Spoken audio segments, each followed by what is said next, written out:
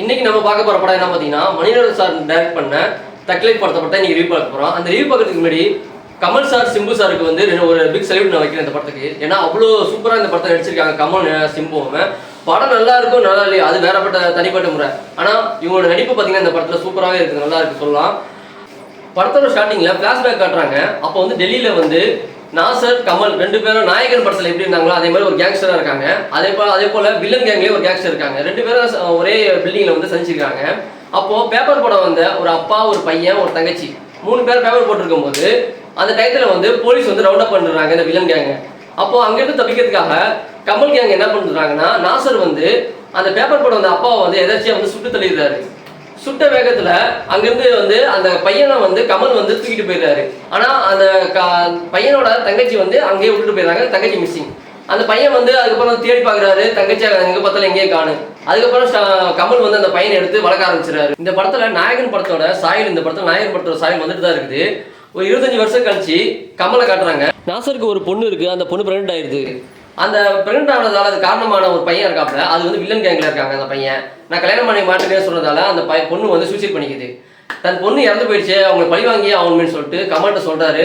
கமல் வந்து உடனே வந்து ஆக்ஷன் எடுக்கிறாரு. அப்போ வந்து சிம்புவை வந்து அனுப்பி அவனை கொல்றதுக்காக பண்றாரு. அந்த கமல் வந்து சின்ன வயசுல ஒரு தத்தெடுத்த பையன் தான் அந்த சிம்புவா இருக்காப்புல. சிம்பு உடனே அவனை பிடிச்சி அவனை கொல்றதுக்காக ஒரு இடத்துல வைக்கிறாங்க. அப்போ கமல் வந்து சுட்டு தள்ளிடுறாரு அந்த பையனை வச்சு. இதில் ஒரு சின்ன என்னன்னா அதுக்கப்புறம் வந்து கமல் வந்து ஜெயிலுக்கு போயிடுறாரு, நான் தான் சுட் பண்ணேன் அப்படின்ட்டு. ஆனால் வந்து இதுக்கு கமல் ஜெயிலுக்கு போயிருக்க தேவையில்லை. ஏன்னா ஒரு பெரிய கேங்ஸ்டர் இருக்கும் போது அவர் யாரும் எவ்வளோ பெரிய பணத்தை கொடுத்து இவர் வந்து வேற யாரை கூட ஜெயிலுக்கு அனுப்பிக்கலாம். ஆனால் இவர் போகிறதால ஒரு சின்ன மிஸ்டேக்காக இருக்குது இந்த படத்தில். அதுக்கப்புறம் பார்த்தீங்கன்னா கமல் ஜெயிலுக்கு போனதுக்கப்புறம் அந்த பொறுப்பு ஃபுல்லாகவே வந்து சிம்புகிட்ட கொடுத்துட்றாரு. சிம்பு ஒரு பெரிய கேங்ஸ்டர் ஆகி எல்லாத்தையும் தானே பார்த்துக்கிறாரு. அப்புறம் பார்த்தீங்கன்னா யார் வில்லனோ கேங்ஸ்டராக இருந்தாங்களோ அவங்க கூட சிம்பு வந்து கை கொடுத்துக்கிறாரு. ஜெயிலுக்கு போன கமலை வந்து சிம்புவை சந்திக்கிறாரு. இந்த மாதிரி வில்லன் கேங்கில் வந்து அவர் கூட நம்ம சேர்ந்துக்கலாம் அப்படின்னு சொல்லி சமாதானப்படுத்துறாரு. ஏன்னா அவர் அரசியலுக்கு போயிட்டாரு, நம்மளுக்கு வந்து கமிஷன் நிறைய கிடைக்கும் அப்படின்னு சொல்லி கன்வின்ஸ் பண்ண பார்க்குறாரு கமலை. கமல் வந்து இதுக்கு ஒத்துக்கவே இல்லை. அதுக்கப்புறம் கொஞ்ச நாள் கழிச்சு கமல் வந்து ரிலீஸ் ஆகி வெளியே வரும்போது ஒரு கேங் வந்து கமல் வந்து கொலை நினைக்குது. அந்த நிறைய ஷூட் அவுட் நடக்குது. அப்போ வந்து ஏதோ தப்பிச்சிடறாரு கமல். அதுக்கப்புறம் அந்த டயத்தில் வந்து ஹாஸ்பிட்டல் இருக்கும்போது கமல் வந்து சிம்புட்ட கேட்குறாரு, நீ அந்த மாதிரி ஷூட் அவுட் நடக்கும்போது எங்கே இருந்த, எனக்கு உன் மேலே லைட்டாக சந்தேகமாக இருக்குது அப்படின்னு சொல்லிக்கும்போது என் மேலே சந்தேகப்படுறீங்களா அப்படின்னு சொல்லி சிம்பு மேலே கோவப்பட்டாரு. சிம்பு வந்து கமல் மேலே ரொம்பவும் மன வருத்தமாக இருக்காரு.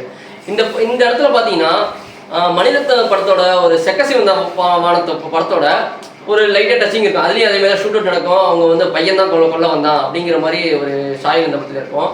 அதே போல் இந்த படத்தில் லைட்டாக சாயல் வந்துட்டு இருக்குது. இதுக்கப்புறம் பார்த்தீங்கன்னா நாசர் வந்து இந்த இவர் கமலோட இடத்த பிடிக்கிறதுக்கு அப்போதுலேயே ஆசைப்பட்டு இருப்பாரு. அதே போல் கமல் வந்து சிம்புட்ட போய் சொல்லுவார், உன சின்ன வயசில் உங்கள் அப்பாவை கொண்டது வந்து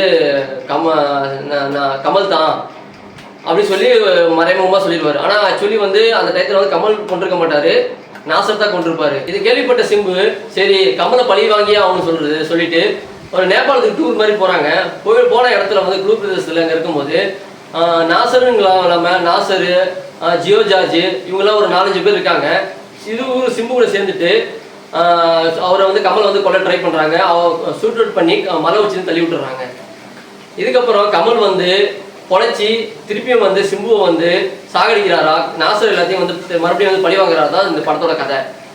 ஆக மொத்தம் இந்த படம் எப்படி இருக்குன்னு பார்த்தீங்கன்னா ஸ்டார்டிங்கில் வந்து நாயகன் சாயல்லையும் இடையில வந்து செக்கசிவந்தமான சாயல்லையும் படம் போயிட்டு இருக்குது. ஓரளவுக்கு ஓகே அப்படின்னு தான் சொல்ல முடியும். இந்த படத்தை எந்த குறையும் சொல்ல முடியாது. ஏன்னா கமலோட நடிப்பு நல்லா தான் இருக்குது, இல்லை சிம்புவோட நடிப்பு நல்லா தான் போயிட்டு இருக்குது. ஃபர்ஸ்ட் ஹாஃப் வந்து பார்த்தீங்கன்னா சரசரன் ஸ்பீடாக போயிடுது. செகண்ட் ஹாஃப் வந்து ஸ்லோவாக மணிரத்னம் படம் மாதிரி ஸ்லோவாக போயிட்டு இருக்குது. கிளைமேக்ஸில் வந்து தெருக்கி விட்டுருக்காங்க சிம்பு அண்ட் கமல் 2 பேரும் ஃபைட் போட்டிருக்காங்க. ஃபைட் செம்மையாக இருக்குது. இடையில வந்து அப்புறம் பார்த்தீங்கன்னா அந்த சின்மைக்கு ஒரு பாட்டு பண்ணாங்க, முத்தமிழ்னு ஒரு பாட்டு. அந்த பாட்டு இந்த படத்தில் வரவே இல்லை. இது நான் பார்க்குற ஆடியன்ஸுக்கு வந்து திருப்தியான மாதிரி தெரியல யாருக்குமே. ஆக மொத்தம் இந்த படம் வந்து ஒரு நல்ல படம், ஃபேமிலியாக போய் அந்த படத்தை பார்க்கலாம்.